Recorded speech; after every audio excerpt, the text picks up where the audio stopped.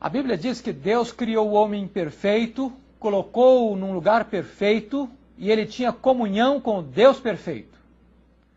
No entanto, quando Deus olhou para o homem, disse: não é bom que o homem esteja só. Aí nasceu o casamento. O casamento não nasceu no coração do homem, mas no coração de Deus. O casamento não nasceu na terra, mas nasceu no céu.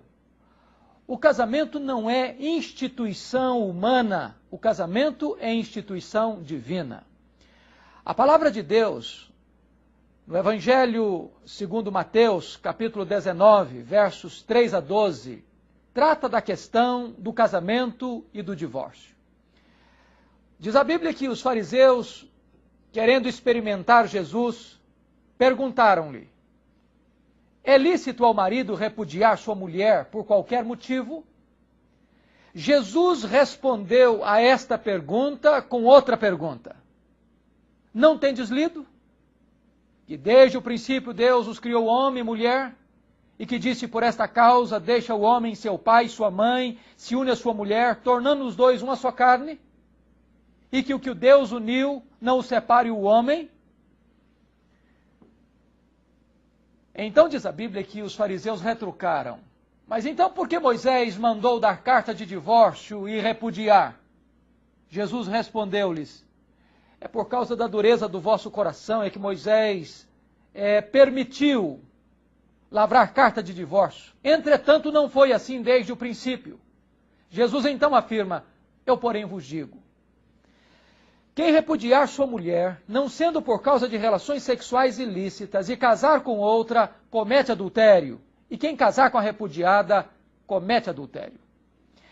Preste atenção aqui. Os fariseus não estavam interessados em saber a resposta de Jesus. Diz o texto que eles estavam experimentando Jesus. Não era uma pergunta honesta. Na verdade, o que eles queriam é que Jesus fosse colocado contra Herodes. Porque Jesus estava na Pérea, no mesmo local onde João Batista denunciara Herodes por estar casado com a sua cunhada de maneira ilícita. E por esta causa, João Batista foi preso e degolado. Os fariseus queriam que Jesus tivesse o mesmo destino que João Batista. Mas Jesus não entra neste truque dos fariseus. Eles também queriam colocar Jesus contra Moisés. Porque Moisés escreveu em Deuteronômio 24, versículo 1, que quando um homem, encontrando alguma coisa desagradável na mulher, uma coisa indecente, poderia lavrar-lhe carta de divórcio. A grande questão é, o que seria esta coisa indecente?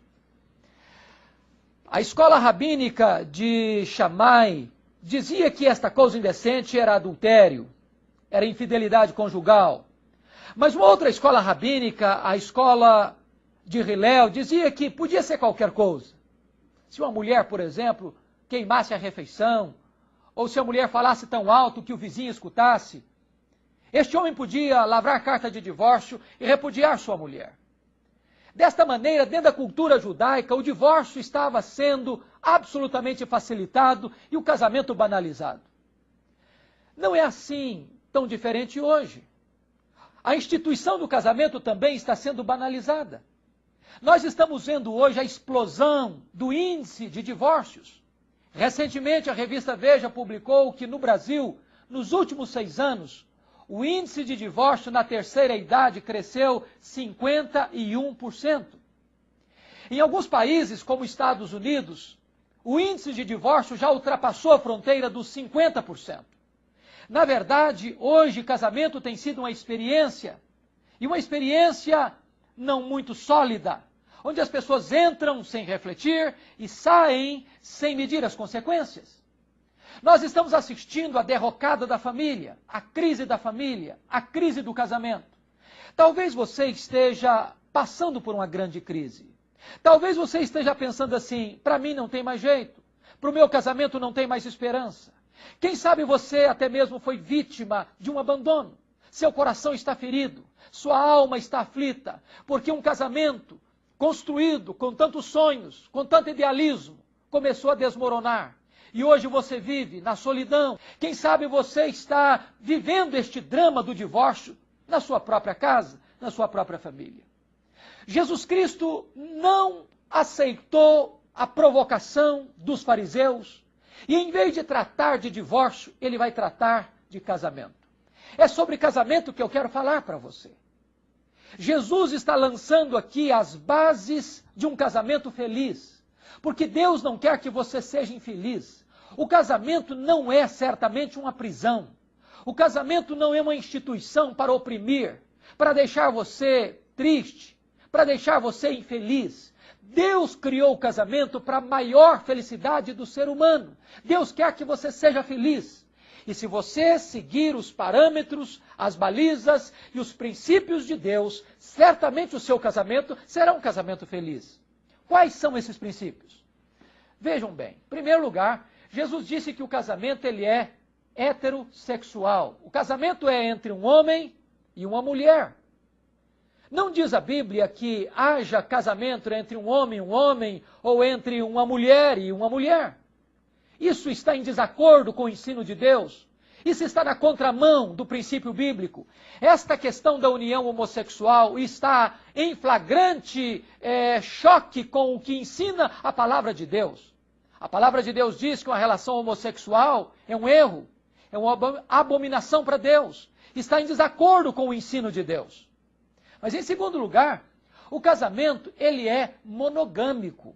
Deixa o homem, seu pai e sua mãe, se une à sua mulher, não às suas mulheres. Assim foi instituído o casamento. Na lei, a Bíblia diz assim, não cobiçarás a mulher do teu próximo.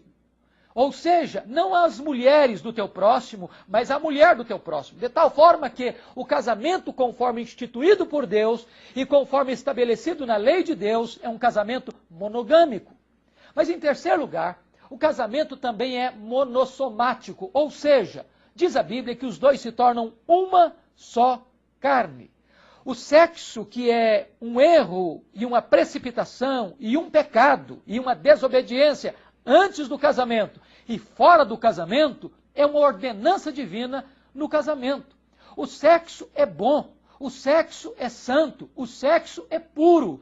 E o sexo foi criado por Deus para ser desfrutado na sua plenitude dentro das balizas sacrossantas do matrimônio, do casamento. A Bíblia diz, digno de honra entre todos seja o matrimônio e o leito sem mácula. O sexo não é apenas para procriação, como pensam alguns, como advogam alguns. O sexo também é para o prazer. A Bíblia diz em Provérbios capítulo 5 que o sexo é uma fonte de prazer. E o sexo, mais do que isso, ele é uma ordenança divina para os cônjuges. A Bíblia diz assim, não vos priveis um ao outro, salvo, talvez, por mútuo consentimento, para vos dedicardes à oração e novamente vos ajuntardes, para que Satanás não vos tente por causa da incontinência. Mas finalmente preste atenção que Jesus diz que o casamento não apenas ele é heterossexual e também é monogâmico e monossomático, mas o casamento também ele é indissolúvel. Jesus diz assim, o que Deus uniu, não o separe o homem. O casamento é uma instituição divina e não humana. Mesmo que um juiz lavre uma carta de divórcio, um juiz, nem um sacerdote, nem um pastor, nem nenhuma autoridade na terra tem competência e autoridade para desfazer aquilo que Deus fez. De tal maneira que a Bíblia diz, o que Deus uniu, não o separe o homem. Talvez você possa estar argumentando aí no seu coração. Bom, mas o meu casamento não foi Deus que uniu. Porque quando eu me casei, eu não me preparei para isto, eu não orei a respeito, eu casei precipitadamente, eu não tive o devido cuidado de escutar conselhos das pessoas que me amavam, por isso eu me casei apressadamente, então Deus não me uniu neste casamento. Eu quero lhe dizer uma coisa. Quando você tomou a decisão de casar-se, Deus ratificou aquela aliança.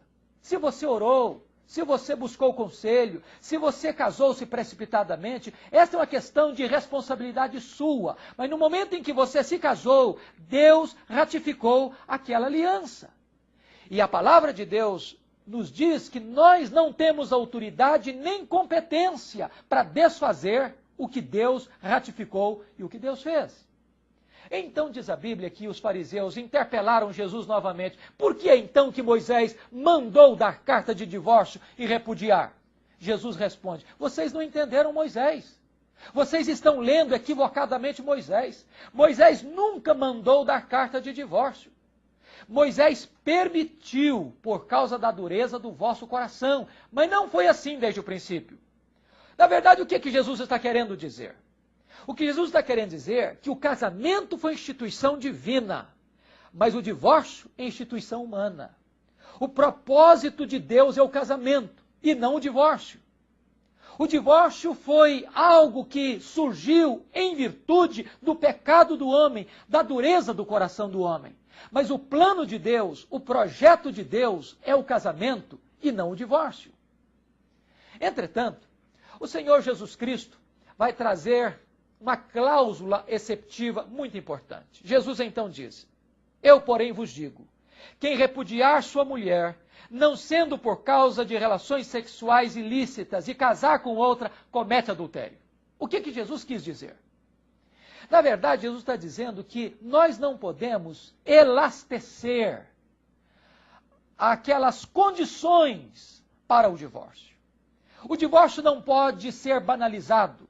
Não se pode buscar a porta dos fundos do divórcio por qualquer razão, por qualquer motivo. Hoje, tantas vezes, as pessoas estão se divorciando por questões banais. Porque dizem, o amor acabou, porque eu não sinto mais nada, ou porque os cônjuges não se entendem, não dialogam mais, ou porque encontraram alguém mais interessante, ou porque não guardaram os votos que fizeram um ao outro no altar, votos de fidelidade. Agora, preste atenção nisso. O Senhor Jesus Cristo está dizendo que se você entrar para o divórcio, não sendo por causa da infidelidade ou das relações sexuais ilícitas do cônjuge, esse divórcio, mesmo que aprovado pelos homens, é nulo aos olhos de Deus. É por esta razão que se houver um outro casamento, vai existir adultério. Por que vai existir adultério? É porque aos olhos de Deus, pela lei de Deus, aquele primeiro casamento não foi desfeito. De tal maneira que, mesmo que algo seja legal aos olhos dos homens, não é legal aos olhos de Deus.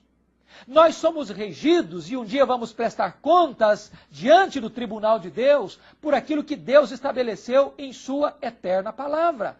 De tal maneira que, se não há infidelidade, nós não podemos partir para esta experiência amarga do divórcio. Ainda mais, o divórcio não é a solução. O divórcio não é a resposta. O divórcio traz sequelas e feridas e consequências amargas para você e para os seus filhos. O divórcio abre feridas que o tempo, muitas vezes, não pode curar. Há um estudo que revela que 10 anos depois de um divórcio, os filhos, que são as maiores vítimas do divórcio, ainda carregam feridas abertas como consequência do divórcio de seus pais. E ainda mais, há um estudo que prova que 70% das pessoas que se divorciam e casam de novo, percebem que o segundo casamento tornou-se pior do que o primeiro. Ou seja, a solução não é o divórcio, a solução é o perdão. O fato de ter existido infidelidade não significa que tem que existir divórcio. O caminho do perdão, o caminho da restauração é melhor do que o caminho do abandono. E eu quero encorajar você agora. Se você está vivendo uma crise conjugal, esse é o momento de você parar e refletir. Invista no seu cônjuge, invista no seu casamento, porque Deus pode restaurar o seu casamento, Deus pode restaurar o seu coração, Deus pode restaurar você, Deus pode restaurar o seu cônjuge, Deus pode restaurar o seu casamento. Deus pode fazer da sua casa um lugar de vida, de felicidade e de paz. Entrega a sua causa nas mãos de Deus. Ponha o seu casamento e a sua família no altar de Deus. E você vai experimentar um glorioso milagre na sua vida e na sua família. Que Deus te abençoe, em nome do Senhor Jesus. Verdade e Vida, mostrando o caminho do perdão e da vida eterna. Eu sou o caminho, e a verdade, e a vida. Ninguém vem ao Pai senão por mim.